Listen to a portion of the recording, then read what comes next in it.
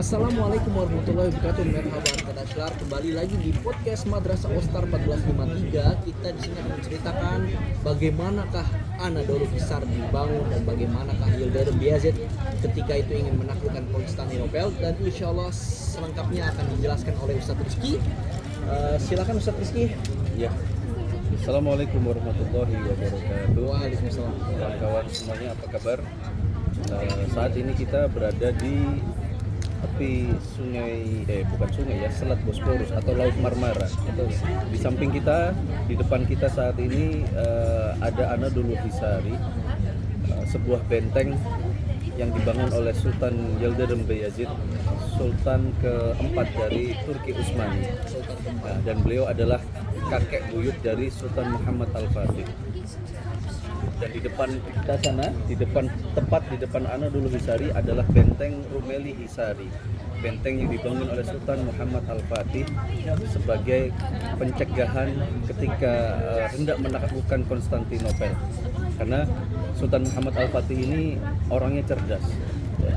Jadi beliau ini bisa mempelajari bahwasannya Konstantinopel itu kenapa kok sejak dulu setelah 28 kali Sultan Muhammad Al-Fatih itu ke 29 kali beliau usaha untuk penaklukan Konstantinopel itu yang dilakukan oleh Muhammad Al-Fatih adalah usaha ke-29. Jadi 28 kali usaha untuk penaklukan Konstantinopel itu tidak pernah berhasil. Karena ketika itu memang umat muslim memang belum menguasai armada laut. Dan yang kedua, ini Selat Bosporus ini tidak ditutup. Jadi bantuan yang membantu Konstantinopel ketika diserang atau dikepung oleh musuhnya ketika itu dapat masuk dengan bebas dari Selat Bosporus ini. Sultan Yildirim Beyazit sengaja membangun Anadolu Hisari ini tepat di titik tersempit dari Selat Bosporus yang dalam lidah orang Turki biasa disebut dengan Boğaz Kesim atau pemotong tenggorokan, karena memang kalau kita lihat dari keseluruhan Selat Bosporus ini, maka wilayah ini adalah wilayah yang tersempit. Namun itu pun usaha Sultan Yildirim Beyazit untuk menaklukkan Konstantinopel, yang mana ketika itu beliau telah mengepung Konstantinopel selama 3 bulan, ya, baik dari darat maupun laut, itu masih tidak berhasil, ya.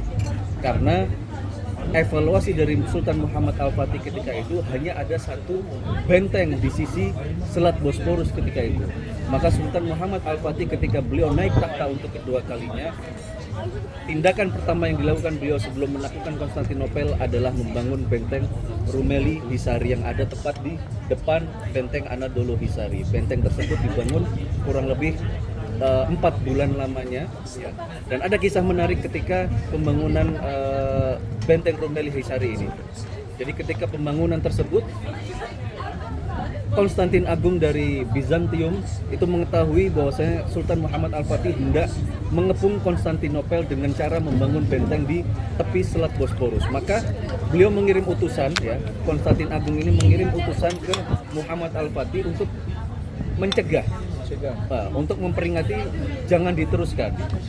Ketika itu surat yang dikirim oleh Konstantin Agung berbunyi bahwasanya kakekmu dulu Sultan Bayazid ketika membangun Anadolu Hisari, dia meminta izin kepadaku seperti seorang anak meminta izin kepada ayahnya. Tapi engkau membangun benteng di tanahku, ya, yang waktu itu memang dianggap sebagai tanahnya orang-orang Romawi, tanahnya orang-orang Bizantium, tanpa meminta izin kepadaku. Maka hentikanlah proyekmu ini dan pulanglah engkau ke kampung halamanmu.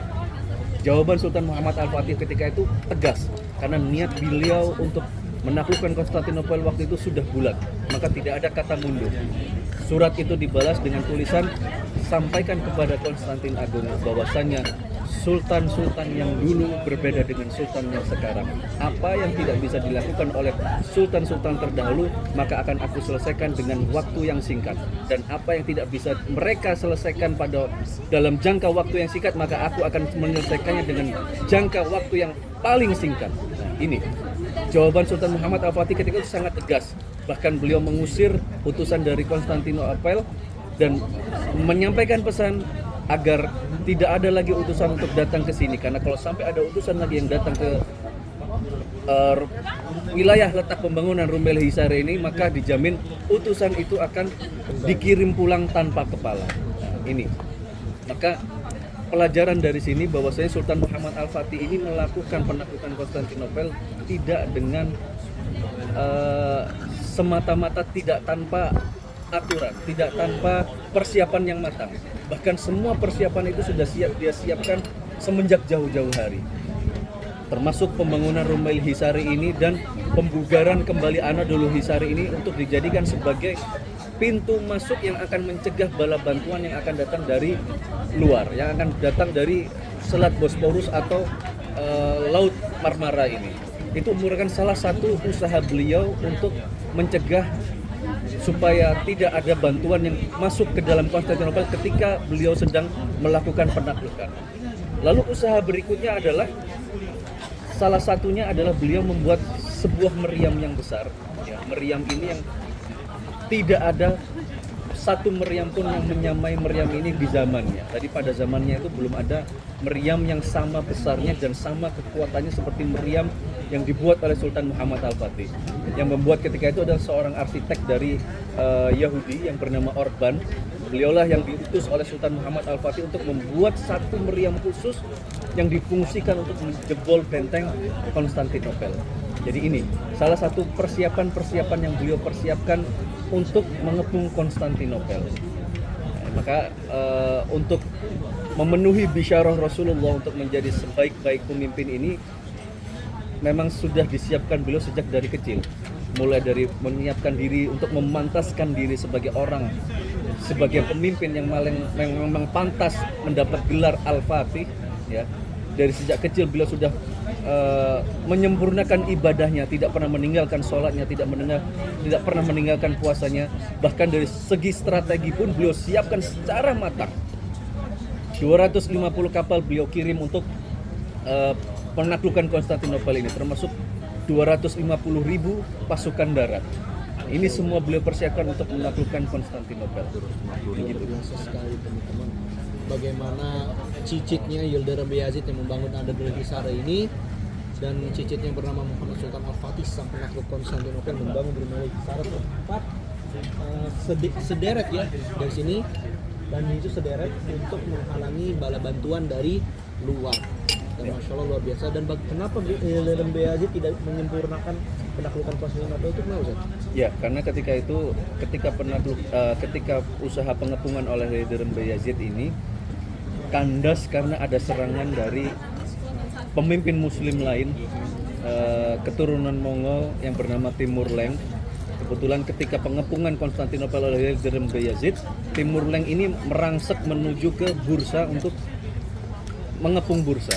Maka mau tidak mau Yildirim Beyazid yang ketika itu sedang mengepung Konstantinopel, dia harus putar arah dan kembali ke Bursa untuk menyelamatkan kota Bursa. Karena ketika itu memang wilayah ibu kota Turki Utsmani masih ada di Bursa, belum pindah ke Edirne ketika itu. Jadi mau tidak mau dia harus kembali.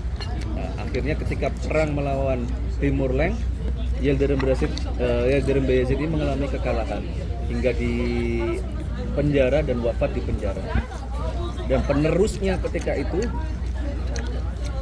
hampir tidak ada yang bisa melanjutkan tongkat estafet Yildirim Beyazid, karena anak-anak keturunan Yildirim Beyazid ini mereka saling berebut kekuasaan, hingga akhirnya salah satu dari anak keturunannya yang bernama Mehmet Çelebi yang makamnya ada di Bursa saat ini di Yeşil Turbe, itu dialah yang akhirnya memenangkan perebutan kekuasaan itu dan memimpin kembali dan membangkitkan kembali dan menyusun kembali puing-puing Turki Utsmani yang sudah hampir saja hancur ketika itu. Maka Mehmet Çelebi ini dijuluki oleh ahli sejarah oleh Turki Utsmani ketika itu sebagai bapak pendiri Turki Utsmani yang kedua. Bapak pendiri Turki. Ya. Masya Allah, luar biasa ya teman-teman. Bagaimana kisahnya para sultan terdahulu, bagaimana perjuangan mereka untuk menaklukkan Konstantinopel dipersiapkan dari buyutnya, dan hingga Muhammad Sultan Al-Fatih lah yang bisa memenuhi bisyarah Rasulullah SAW. gitu. Baik teman-teman, mungkin cukup sekian dulu. Terima kasih, semoga bermanfaat kisah para sultan dan para pejuang terdahulu. Terima kasih juga Ustadz Rizky atas penjelasannya, Masya Allah sangat luar biasa sekali penjelasan antum. Semoga bermanfaat teman-teman. Baik, walakhirul kalam, syukur adrim, syukran, wassalamualaikum warahmatullahi wabarakatuh. Saya kirim dari